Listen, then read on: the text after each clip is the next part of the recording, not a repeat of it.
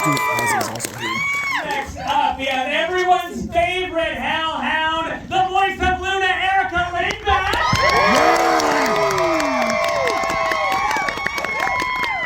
And finally, your creator of the Helluverse, Dizzy Pop herself, Vivian Madrona.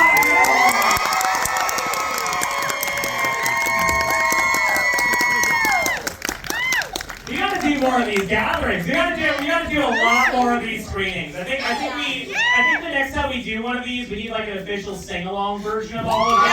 Yes! So we gotta figure all that out. Everyone, this has been an insane journey from when you first got approached for a little animated project on YouTube to this.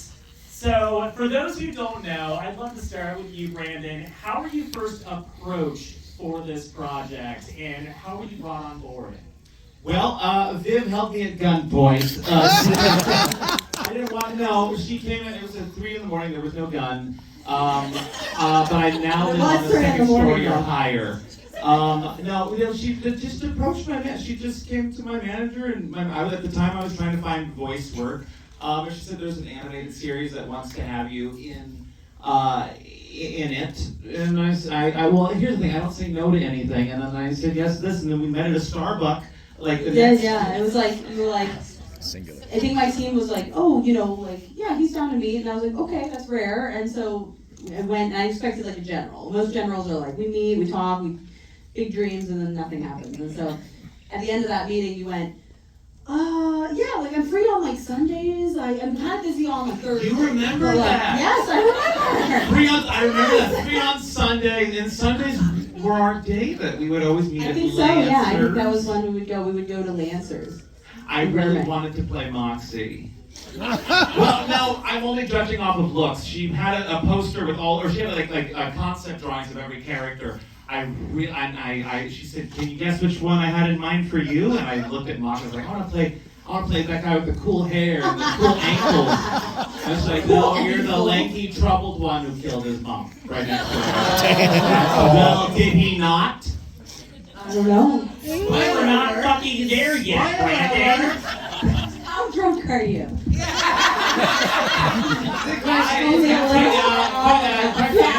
can't be drunk when you're wasted. So, I have warned the Amazon team from the start is that they were very used to the Hazard Hotel crew, which is basically the theater department at school.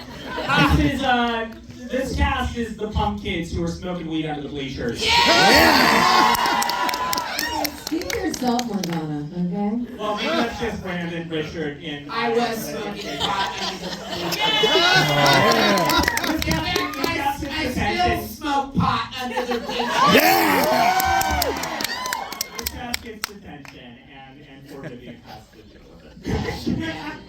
Yeah. Richard, you were approached early on in this project, not only as a voice actor, but also as our voice director. You've been around in the industry for, as long as you've been alive. 100 years. 159 years. Yeah. So what was it like to be approached with a project like this in in a format on YouTube versus a big network? What drew you to it? Well, Vivian Madrano drew me to it.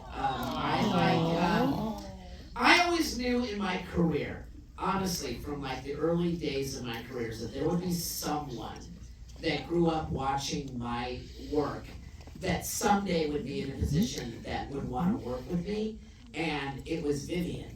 And I feel very blessed for that, yeah. Vivian was a Zim fan, right? And Vivian went to my friend Maxwell Adams, the creator of Millie and Mandy. Yeah! Also amazing. He also voices in the show. He also is in the show. He's the pervert in Loona. That's awesome. Everyone's favorite character. Favorite character, Lulu. The mascot, yeah. And Vivian asked Maxwell if, I would be interested in, and Vivian went to my agents, and Maxwell told me about it, and here I am. It's one of the best decisions I ever made in my career.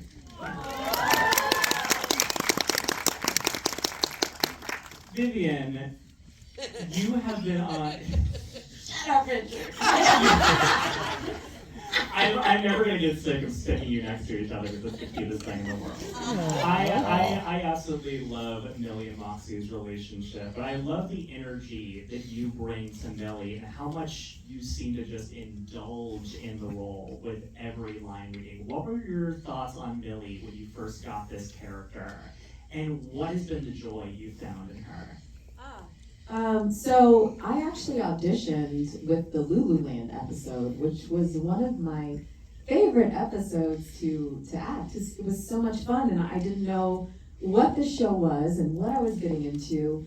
But I remember speaking to my husband, who's sitting over there, the jazz. Yay, jazz!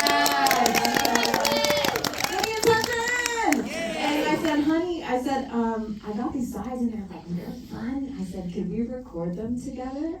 And he said, sure. So he recorded my audition for the show because I was not a direct book.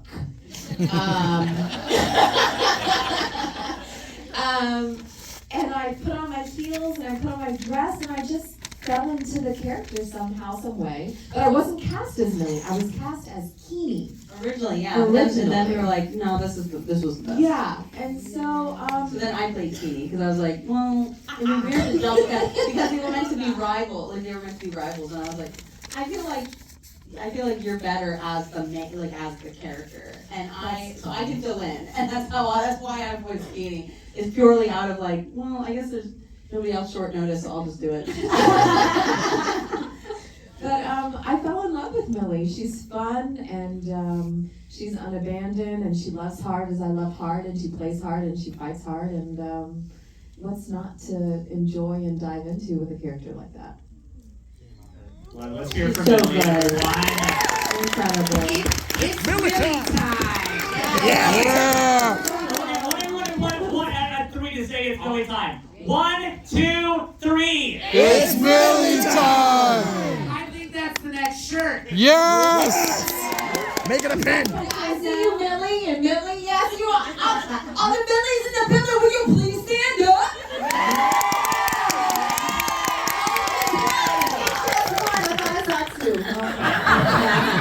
Damn.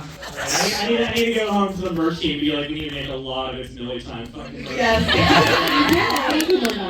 immediately. Erica. Yes. Say hi. Hello. I love you. Nice You beautiful don't- baby face. We love you so much, Morgana.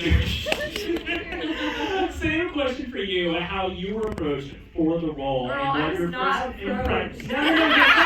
Okay, you auditioned for it, obviously, but when you got the call for Loona, what your first impressions of Loona were? I have said this like 48,000 times. Yes, you know how many fucking times I've had to interview you? You know the questions every single I'm so time. sick of this. I gotta start making shit up. No, I got the audition for the pilot, and I thought it was like a furry fighting game. It was a picture of Loona and then a couple lines, and I was so tired. I did it at my friend's house. My friend is also a voice actor. His name's Kyle McCarley.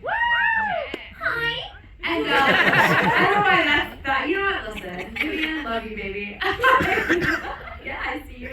Yeah, I see you, girl. Love you.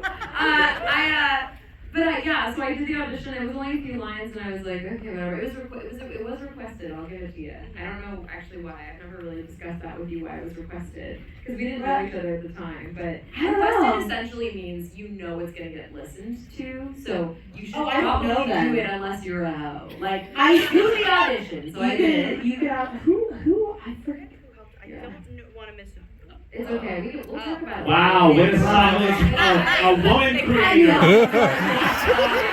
We're fucking regal. 2025, everyone. This is the world we live in. I'm gonna sue someone. I should my mic's back on this. I'm gonna give her my mic because y'all are sexist. I'll take this, and I'll tell you what I'll do with this fucking thing too. He's hotter than me. But yeah, I did the audition and then I ended up booking it. I remember walking in and not knowing. I didn't know what. I somehow didn't get the script in advance. Really? Yes, I got it the moment I walked in for that report. And it was like, That's we're crazy. gonna be That was voicing the first like every single character in-person, almost. in-person record. That pilot is like an in-person. It was Yeah. cute. We had Brock Baker as Stolus at the time. He was Oh lovely. my god, everyone there was lovely. I Yeah, remember it was Brandon great. Rogers, I knew he'd never done voiceover because he almost took out a couple mic stands. You did on camera. You knocked out a chair. I love you, Rangers. We can't hear you. I'm sorry. You have Keep to his fucking mic off. bottle. Keep it off. No. I go by Brandon. Mr. Rogers is my dead name. I'm here for children. Brandon would like, I've been in the trenches for a long time. I was born in this shit. I was molded by it. I've been doing VO for like over 10 years now, and he would do this incredible take, but he would be completely off mic the whole time. So he'd be like, hey, that was so good, Brandon, but you were like facing the back corner of the wall. Like you were in the Blair Witch Project. You can't. You gotta, and so yeah, but he learned, and honestly, everyone here, I love you. But yeah. Amazon can do that. And how were you approached to do this show? How were you approached? What was your method of casting you as yourself? Budget. I went, oh, you know what? We don't have any. You know what's crazy? You were like, I have to do Kenny. No one else is around. I'm like, so many people would have killed their whole family. Yeah, the side show. So I was like, that would be a price. I would have a price tag. I will do anything. I was like, no, we're gonna spend. Well, that was a thing. I will say too, because like that was a thing too in the beginning. Oh, 100%. Budget was a real thing. Like early on, it was a very scrappy show. It still had a budget, but it was not near what it is now. I remember for the shut the fuck up line, you were literally like, we're gonna do it. You have no other lines in this episode. We're not sure if we're gonna be able to include it. Yeah, like, and we did. And it was yeah. like, yay! Thankfully, as we went, we were able to go back and add characters. So we did that a couple times. Like I think Mastermind was another one. It was like, oh, we can afford everybody. Let's bring it all back. Which is why, by the way, like you should never don't take projects just because they might pay you the most or whatever. Like take projects because you love them and because the writing is good and just like follow your pussy, guys. And also take jobs because they pay you. Also do that. Sometimes also you need to pay your rent. But But that was a thing early on, and I remember that was like Loona. Like there's some episodes that I would have loved to have Loona speak in, but that was one of the reasons. It was so early on. I was told you guys had to break me out of it. Yes, you did. Yeah, we couldn't. There was a couple episodes Erica didn't manage to do, not because of budget, but because she was in a cold. Yeah. So we couldn't reach her. And then she got out of the cold, and we were able to put her in episode again. So that's why. We don't even talk about that now. We are so fucking far off topic. Question, please. I don't even know where we are right now in any of this Q&A. We are in Culver City. I want to talk about. Sure. I want to talk about Mission-0. I want to talk about Mission-0 right now. This was I've never seen something like this done before, where we know now that we're like going to Prime, this is going to be all over the world, we're being localized, there's international dubs being done of this, a whole new audience is coming into it, which means we get a new introduction for somebody who's never seen the series before. And Chinese Blitz. And Chinese He said, and Chinese Blitz. And Spanish Blitz, that's Blitzo. You are the instant silence in that one. Tell me what it was like to come up with Mission-0, to write this and find a new way to be introduced into this show you've been with for years now. It was really fun. Like we always wanted to do it, so this was kind of like the perfect excuse, because we already wanted to, but we were like, but like, is it worth so when we got this opportunity, we were like, no, that's what we're doing. Because like for me, it's not that it's redoing it, because as you guys saw, it's not the same, but it's like thematically similar. Like it's about the main characters all getting to know their personalities in the boardroom, them talking together, introducing Solus, introducing his relationship with Blitz, all those things. But now it got to be informed by the series that we made. Because like starting at episode 1 in Murder Family, it was a different show. Because I met with Brandon like after the pilot and I was like, I think people really like this. I think we should go. And as everyone knows, animation takes a really fucking long time. And because of that, the writing is the top of it. So we wrote season 1 all together. And then we wrote season 2 not long after that. So we kind of needed to lock into what we wanted the show to do and what story we wanted it to tell.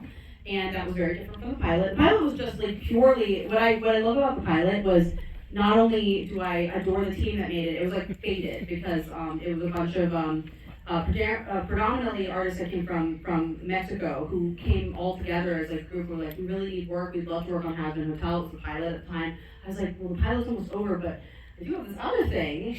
And so it was like so fated, like that team came together to make it, it was incredible, and it was a perfect time. Brandon was agreed to write it with me, we recorded it, it was incredible. And like it was, so that pilot will always be very special to me because it was the first time we worked together. So it was like our humor mixing. And so it was like the first time I collaborated with someone like you, and something earnestly that I'll say because I'm somewhat drunk. I truly value. You are one of many on this floor right now. I know, I'm not alone, but one thing I truly like value about that was at the time I was very insecure with my writing. My whole life, without getting too deep, I've had really nasty people who would constantly dog on me and be like, your ideas are shit, your ideas, whatever. And so I felt really shitty about my writing, and even the Hazbin pilot, like I didn't feel like I could do it by myself, even though I did most of the screenplay, like all these things, like I just didn't feel confident. And when I wrote with Brandon, my thought was, oh, Brandon will write it, and I'll have this amazing writer who's like this amazing comedian write this pilot for me, and then we'll make it, and it'll be super cool. And you collaborated with me because ultimately it pushed me to write the screenplay, because you were giving all these ideas, but you were so busy on Blame the Hero. So you had your own series you were doing, and so you couldn't commit to like drafting it. And so I was like, well, the only way this is gonna happen, like, I'm gonna write down all these ideas and all this thing. And that, honest to fuck, like I fell in love with writing. Aww. And I've written now multiple seasons of television, and I love writing, and I'm proud of it, and you know, it was you that pushed me into it, and I really appreciate it. Well, I have to say that was the most alive I had felt as a creative since like starting my videos, because there was something very after-school passion project-y. It felt like we would go to Lancers, which you don't know Lancers, it's this little diner in Burbank, and only old people go there, and so we could be loud and we could talk about things because the spoilers don't matter, they're not gonna, and we could just, and we were there, and they would bring her laptop, and she was like the person in an after-school assignment that does most of the work and brings stuff and does all the writing. And it was just like constant flow state. A lot of season 1 was just constant flow state, us just eating chicken tenders and getting word vomit out onto the laptop. And there was no end to this story. This is where it ended up from there. To follow up, season 0, like I was Mission-0 is fun because it was like we know these characters so intimately now. And it was like, how do we reintroduce them? So we looked at the pilot and we went, what worked about the pilot, but what's inaccurate about the pilot, and what do we want to do differently? And so, you know, that birthed and Adam Nealon was like the main writer of the episode, which, you know, claps for him.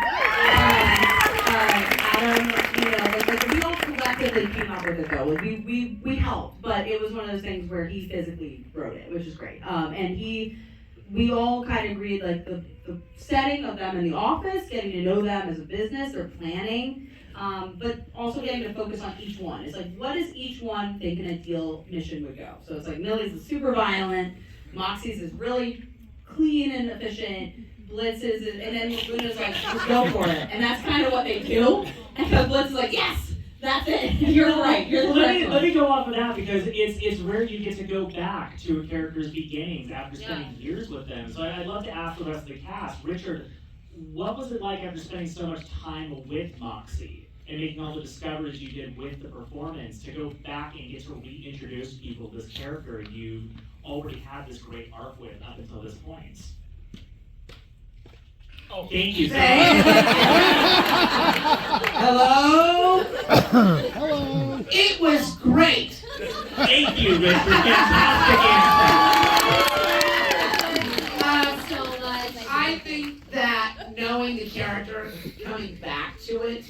made it really easy because we all knew our characters by that point. When we all got together for the pilot, it was kind of makeshift at the beginning because we just didn't know exactly where we were You going. were learning too. Like that was the first time I was working. And I didn't have the script. I know you were just Yeah. came in I blind. walked in and I did other characters that I didn't. I mean, you know. I I also sang feel a that- song my first episode that I'd never heard before. Yeah. Well, Yes, I remember sang that. the fucking Millie fucking Moxie song. They were like, "Oh, you have a song." I was like, "I'm sorry." Song, by the way. Excuse me. We've gotten better about that. I hope. I also felt that the original pilot was more of a standalone pilot. That is as far as it went. We understood all the characters. I assumed that. I Yeah. had no idea that this was. I knew it was going somewhere I wouldn't have joined on. Really? Yeah. Oh yeah, my god, yeah. okay. Also, I was a shark robot guy, so I knew that. What does that mean? It You means- mean what does that fucking mean, Richard? No one knows what that means, Richard. Dad. What does that mean, The panel got good. Oh! Don't applaud violence. Yeah, go watch our show. You don't like violence. I'm really glad that one of the most important panels we've done has become our biggest shit show. And that is like on-brand thing for our show. It's no different than the panels we do at cons. This is no different. Are you enjoying the panel? I didn't say it wasn't a good one, but it is a shit show. You guys don't want to drink? Well, Yes! someone drew like an art, like there was a panel or a con we did recently where it was the Has-Been cast and it was the Helluva cast. And it was the Helluva cast and they were like the Has-Been panel. Everyone was like, I love this, like it's so nice. Oh They all my give you God. compliments. And then the Helluva panel was you learning that I don't like poop jokes. And you giving me the whole thing. Yeah, Poop. yeah. That's the vibe, that's the difference. That's the difference. So we're fine, Because recently I've taken up a new hobby. It's called fecal sculpture.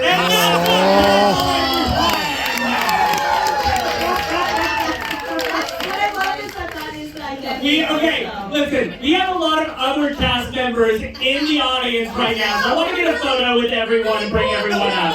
We have a bunch of people here, starting with, we have Fame Honor right here, the voice of Glitz and Glam. Come on up here. We have Eric Quirk, the voice of Jazz, right there. We have Georgie Leahy, the voice of Jason Lestay, the voice of Androphin.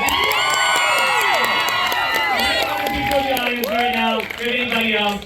Yes, we have Rochelle Diamante out there, the voice of Jalen.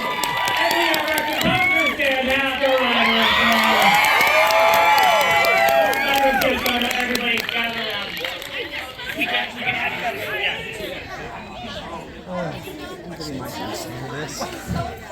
I think it's them first. Right up against the right against the chair. That way.